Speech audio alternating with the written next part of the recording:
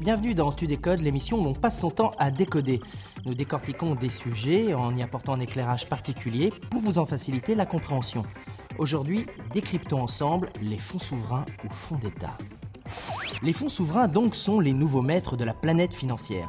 Ce sont des investisseurs publics originaires d'Arabie Saoudite, des Émirats Arabes, du Koweït, mais aussi de Chine, de Singapour, de Norvège ou encore du Canada.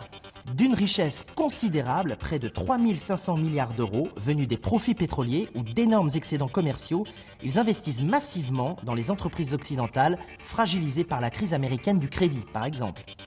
La plus grosse banque du monde a ainsi été recapitalisée, renflouée par ces fonds, comme d'autres banques américaines et maintenant européennes. Vous avez peut-être pu voir, il y a quelques mois, cette image insolite. Airbus qui déroule le tapis rouge à un émir venu du Qatar pour signer une importante entrée au capital de ADS.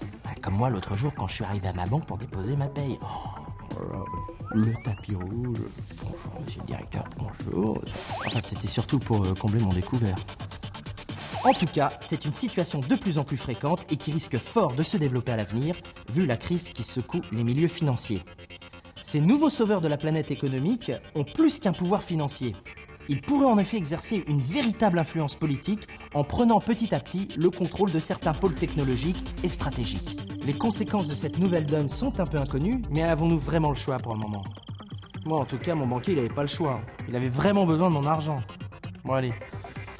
À bientôt pour continuer à décoder ensemble dans notre émission Tu décodes et découvrir d'autres notions économiques.